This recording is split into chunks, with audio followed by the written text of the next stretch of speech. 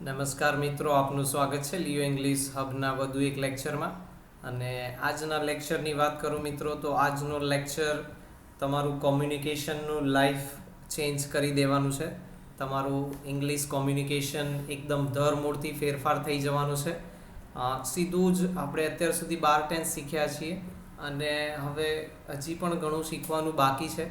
પરંતુ જેટલું પણ કંઈ શીખ્યા છે, જેટલું પણ આપણું લેવલ છે, એને ધ્યાનમાં રાખીએ તો હવે એક એવો સમય આવ્યો છે કે આપણે સીધું જ અંગ્રેજીમાં વિચારીને બોલી શકીએ છીએ કે લખી શકીએ છીએ. અને એની રીત આજે આપણે શીખવા જઈ રહ્યા છીએ. એકદમ સરળ રીત છે. તમને અઘરું જે અંગ્રેજી લાગતું હોય છે કોમ્યુનિકેશન, એ વસ્તુને આજે આપણે દૂર કરવાની છે. એ સમસ્યાને, એ આપણી ગ્રંથિને આપણે હટાવી દેવાની છે. અને ખૂબ જ અસરકારક ઇફેક્ટિવ કોમ્યુનિકેશન. તમને એમ લાગે કે ભાઈ તમે તો ઇંગ્લિશ મીડિયમ સ્કૂલમાં જ ભણ્યા છો, લોકો તમને કહે કે તમે ઇંગ્લિશ મીડિયમ સ્કૂલમાં ભણ્યા છો કે શું, એવું ઇંગ્લિશ હવે તમારું આજના લેક્ચરથી થઈ જવાનું છે. તમારે બેઝિકથી શીખવું હોય, શરૂઆતથી આપણા કોર્સમાં કોઈ પણ વસ્તુ મિસ ના કરવી હોય તો લેક્ચર 1થી શીખવાનું શરૂ કરજો. પરંતુ આજનો લેક્ચર તો ખૂબ જ મહત્ત્વનો સાબિત થવાનો છે. તમે પાછળથી શરૂઆત કરો કે ભવિષ્યમાંથી શરૂઆત કરો, ખૂબ જ જોરદારનો લેક્ચર છે આજે. ક્યાંય પણ વિડીયો સ્કીપ ના કરતા. તો એક વાક્ય અહીંયા સ્ક્રીન ઉપર રજૂ થઈ રહ્યું છે, નાનકડું વાક્ય છે. એમાં સબ્જેક્ટ, ઓબ્જેક્ટ અને વર્બ 3 વસ્તુઓ છે. સિમ્પલ પ્રેઝન્ટ ટેન્સનું વાક્ય છે. આઈ લર્ન ઇંગ્લિશ એટલે સબ્જેક્ટ પછી તરત વર્બ છે. આપણે અગાઉના લેક્ચર્સમાં શીખ્યા છીએ કે સબ્જેક્ટ પછી વર્બ એટલે કે ક્રિયાપદનું સાદું રૂપ માત્ર ને માત્ર સાદા વર્તમાન કાળમાં જ આવે. એટલે અહીંયા સબ્જેક્ટ પછી સાદું રૂપ છે, એસ નથી, કારણ કે સબ્જેક્ટ તરીકે ત્રીજો પુરુષ એકવચન નથી. માટે એક નાનકડું સેન્ટેન્સ અહીંયા છે, આઈ લર્ન ઇંગ્લિશ એટલે કે હું અંગ્રેજી શીખું છું, રોજ શીખું છું. વચ્ચે ક્યારેક રજા પડે છે એ અલગ વાત છે, પરંતુ રોજ શીખું છું એ કહેવા માગે છે. માટે રૂટીન એક્ટિવિટી છે. અને હવે જે લાંબા લાંબા વાક્યો લખેલા તમે જુઓ છો કે બોલતા લોકોને જુઓ છો, ત્યારે તમે અભિભૂત થઈ જાઓ છો કે આવું તો અમને ના આવડે. અને અમુક મિત્રો આપણા ગોખવાનો પ્રયત્ન કરે છે કે ગોખણપટ્ટી કરી નાખીએ અને તૈયાર કોક બોલે, પૂછે ત્યારે આપણે બોલી લઈશું. એટલે એક મનમાં આપણને લાગે કે આપણે શીખ્યા. પરંતુ ના, હવે આજથી જ આપણું જીવન બદલાઈ જવાનું છે. ખાસ કરીને કોમ્યુનિકેશન ક્ષેત્રમાં જે રીતે સંદેશા વ્યવહાર કરીએ છીએ, વોટ્સએપમાં પણ મેસેજ કરીએ છીએ કે ઈમેલ લખીએ છીએ કે બોલીએ છીએ મિત્રો સાથે કે વર્ક પ્લેસ ઉપર ક્યાંય પણ, તો હવે તમારું જીવન બદલાવાનું છે. ખૂબ જ તમારી પર્સનાલિટી એક અલગ જ નિખરવાની છે હવે. તો આ એક નાનકડું વાક્ય છે, એને આપણે કેવી રીતે ખૂબ જ ઇફેક્ટિવ બનાવી શકીએ, કેવી રીતે લાંબુ અને ફાંકડું અંગ્રેજી લાગે એવું કેવી રીતે બનાવી શકીએ, એ આજે શીખવાનું છે. તો આ નાનકડા વાક્યમાં હવે આપણે શું કરવાનું છે, આમાં થોડીક ઇન્ફોર્મેશન છે આમાં કે હું શીખું છું. શું શીખું છું? તો અંગ્રેજી, રાઈટ.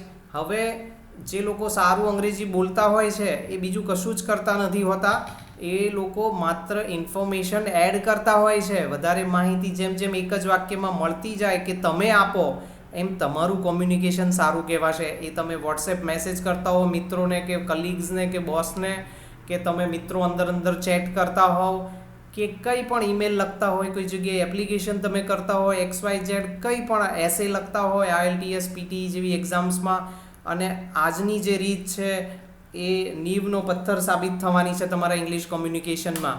કોઈ પણ ટેન્સનું વાક્ય હોય એને કેવી રીતે ઇફેક્ટિવ બનાવવું, કેવી રીતે જોરદાર બનાવવું, જેથી કરીને સામેવાળી વ્યક્તિને આપણે પ્રભાવિત કરી શકીએ.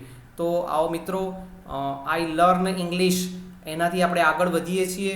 એ પહેલાં આપને હું વિનંતી કરીશ કે અમારી ચેનલ જરૂરથી સબસ્ક્રાઈબ કરી દેજો, જેથી કરીને અમને સપોર્ટ થાય અને તમે પણ આવું ઉત્તમ કોમ્યુનિકેશન સતત દરરોજ નવા નવા લેક્ચર્સના માધ્યમથી શીખતા રહો. તો અને તમારા મિત્રો અને પરિવારમાં પણ અમારી ચેનલ શેર કરજો, એમને પણ સબસ્ક્રાઈબ કરવાનું કહેજો, જેથી કરીને એમને પણ મોકો મળે કે એ લોકો પણ સારું અંગ્રેજી શીખી શકે. અને જે એક ડર છે ચારે બાજુ અંગ્રેજી ભાષા વિશેનો, એ ડર આપણે નાબૂદ કરી શકીએ. તો હવે હું આ વાક્યમાં કંઈક એડ કરવા જઈ રહ્યો છું, જેથી કરીને વાક્ય થોડુંક લંબાશે. તો આઈ લર્ન ઇંગ્લિશ તો પહેલાંય હતું જ. હવે જે હાઇલાઇટ કર્યું છે એ નવું ઉમેરેલું છે. તો આઈ લર્ન ઇંગ્લિશ એવરી ડે.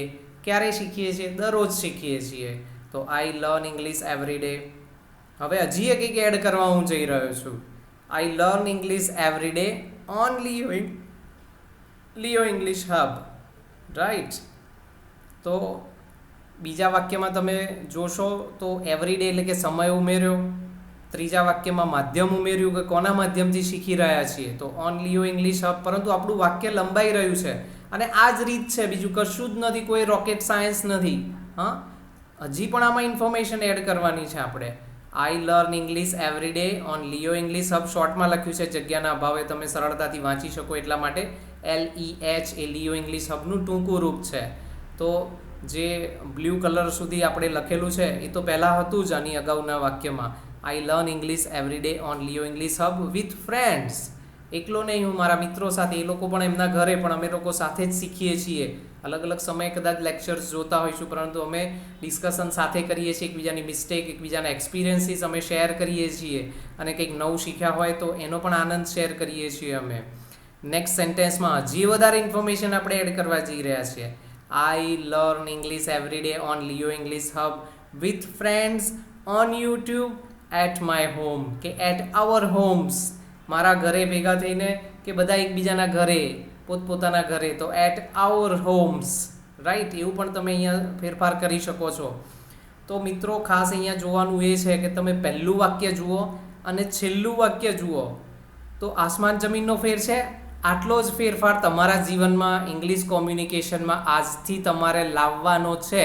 આવા અનેક વાક્યો તમારે પ્રેક્ટિસ કરવાના છે. આજના લેક્ચરમાં હું હજી બીજા એક્ઝામ્પલ્સ તમને આપવા જઈ રહ્યો છું. ક્યાંય પણ વિડીયો સ્કીપ ના કરતા, પરંતુ આ એક તમને સજેશન કરું છું, એક રિક્વેસ્ટ કરું છું કે આપણી જે મિશન છે કે જેવું ગુજરાતી આવડે છે એવું અંગ્રેજી જો આપણે શીખવું હશે તો ક્યાંક ને ક્યાંક તમારી ઇન્વોલ્વમેન્ટની જરૂર રહેશે. તમારા પ્રેક્ટિસ કરવી પડશે. તો પહેલું વાક્ય અને છેલ્લું વાક્ય, પહેલા વાક્યમાં આઈ લર્ન ઇંગ્લિશ એટલું જ લખેલું છે અને છેલ્લે તમે જુઓ આપણું વાક્ય કેટલું લાંબુ થઈ ગયું છે મિત્રો. પહેલા વાક્યમાં 3 જ શબ્દો છે, આઈ લર્ન ઇંગ્લિશ, અને છેલ્લે તમે જુઓ સ્ક્રીન ઉપર, I learn English every day on Leo English hub with friends on YouTube at my home. 18 શબ્દો થઈ ગયા 3માંથી. તમે વિચારો તો આવું કોમ્યુનિકેશન તમે કરશો, આવું લખશો, ધીમે ધીમે બોલશો, પછી લખવાનું બંધ કરીને, અથવા તો જ્યારે લખવાની જરૂર પડે ત્યારે લખો, બોલવાની જરૂર પડે ત્યારે રીતે મનમાં પ્રોસેસ કરો, પ્રેક્ટિસ કરો, તો તમારું કોમ્યુનિકેશન જોઈને કોઈ તમને કહેશે નહીં કે તમે ગુજરાતી મીડિયમમાં ભણ્યા છો. રાઈટ? ખોટું કે ખરું મિત્રો, તમે જ કહેજો. સારામાં સારું શીખી શકાય છે. તો ઝડપથી આવો આગળ વધીએ આપણે બીજા એક્ઝામ્પલ તરફ. બીજું એક્ઝામ્પલ સિમ્પલ પાસ્ટ ટેન્સનું છે. My friend went to Canada. મારો મિત્ર કેનેડા ગયો. અહીંયા વેન્ટ એ ગોનું ભૂતકાળનું રૂપ છે. ભૂતકાળ એટલે વર્બ ટુ, અને ભૂતકાળનું રૂપ માત્ર ને માત્ર સાદા ભૂતકાળમાં વપરાય. આની અગાઉનું સ્ક્રીન ઉપર આપણે જે એક્ઝામ્પલ જોયું એ સિમ્પલ પ્રેઝન્ટ ટેન્સ હતું. આ સિમ્પલ પાસ્ટ ટેન્સ છે. સબ્જેક્ટ પછી વર્બ ટુ છે, ગો વેન્ટ ગોન, એટલે વેન્ટનો ઉપયોગ અહીંયા વર્બ ટુ તરીકે કર્યો છે અને ટુ કેનેડા એ સ્થળ દર્શાવે છે.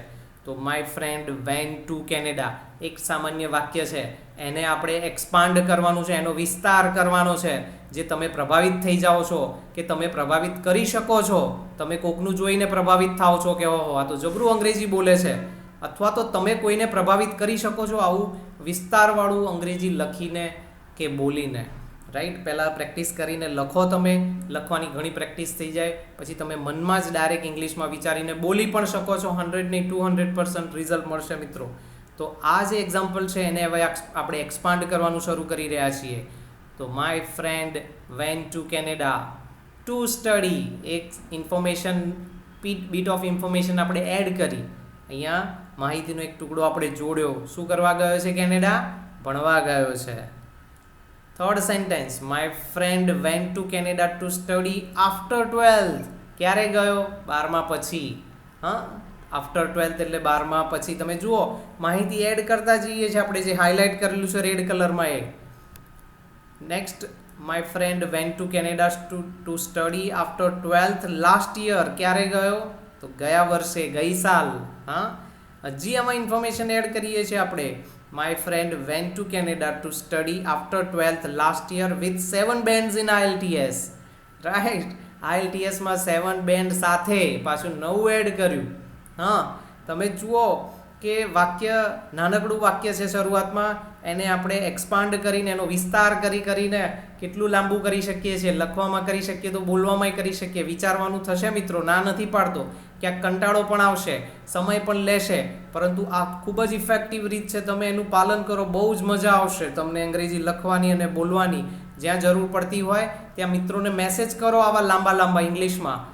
મેસેજ જે વોટ્સએપ ઉપર તમે કરો છો કે ફટાક દઈને વોઇસ કોલ કરો છો કે વોઇસ રેકોર્ડ કરીને મોકલી દો છો, એવું ના કરશો. એ બોલવાની પ્રેક્ટિસ કરતી વખતે કરો. અત્યારે જ્યાં જરૂર પડે ત્યાં ફોન પણ ના કરશો. જે માહિતી ફોનમાં આપવાની છે એ તમે આવી રીતે વાક્યો લખી તમારા મિત્રોને, સગા સંબંધીઓને મેસેજ કરો, જેથી કરીને તમને પ્રેક્ટિસ થશે. અને એક જ વાક્યમાં તમે સારી એવી માહિતી એડ કરો. જેટલી માહિતી વધારે એટલું વાક્ય લાંબુ, અને જેટલું વાક્ય લાંબુ એટલું તમારું કોમ્યુનિકેશન સારું અને ઇફેક્ટિવ ગણાશે. કારણ કે સામેવાળી વ્યક્તિને ઘણા બધા પ્રશ્નોના જવાબ અમથા જ મળી જશે. અને એ ઇફેક્ટિવ કોમ્યુનિકેશન કહેવાય છે. એમાં કોઈ રોકેટ સાયન્સ નથી મિત્રો. તમે પણ કરી શકો છો અને કરવાનું જ છે તમારે, રાઈટ. નેક્સ્ટ એક્ઝામ્પલ ઉપર, નેક્સ્ટ સ્ક્રીન ઉપર જઈએ આપણે. વી વિલ ગો, આપણે જઈશું. ક્યાં જઈશું? We will go to travel. બીજું ક્રિયાપદ એડ કર્યું છે એટલે ટુ નો ઉપયોગ કર્યો છે. જ્યાં પણ કન્ફ્યુઝન હોય તમે અમારા અગાઉના લેક્ચર્સ જોઈ શકો છો મિત્રો. પહેલા લેક્ચરથી શરૂઆત કરશો તો તમારે કોઈ સમસ્યા રહેશે જ નહીં. ઇન્સ્ટ્રક્શન પ્રમાણે પ્રેક્ટિસ કરતા રહેજો.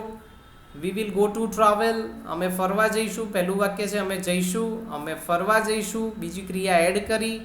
વી વિલ ગો ટુ ટ્રાવેલ ક્યાં? સિક્કિમ. કોઈ પણ જગ્યા હોઈ શકે છે, સાપુતારા. વી will go to travel Sikkim.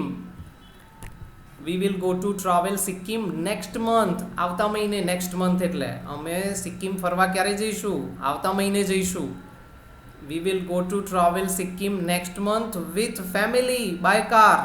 કેટલી બધી ઇન્ફોર્મેશન, કોની સાથે જઈશું, કેવી રીતે જઈશું, કેટલી ઇન્ફોર્મેશન આપણે એડ કરીએ છીએ અને કેવી રીતે વાક્ય એક્સપાન્ડ થાય છે. આવું કોમ્યુનિકેશન મિત્રો તમે કરશો તો 100 નહીં 200% બધા જ તમને કહેશે કે ભાઈ તું તો ગુજરાતી મીડિયમમાં ભણ્યો નથી લાગતો, ઇંગ્લિશ મીડિયમમાં ભણ્યો છે. એવું આપણને કહેશે બધાય. અને તમને પણ એક કોન્ફિડન્સ આવશે. તમે પણ સારામાં સારું ઇંગ્લિશ લખી અને બોલી શકશો. તમારી ઇમ્પ્રેશન, તમારી પર્સનાલિટીને તમે ઇમ્પ્રૂવ કરી શકશો.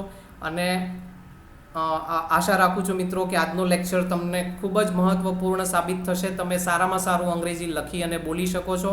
અમારા લેક્ચરને લાઇક કરવાનું ના ભૂલતા, અને અમારી ચેનલ સબસ્ક્રાઇબ કરીને તમારા મિત્રો અને પરિવારમાં શેર કરજો.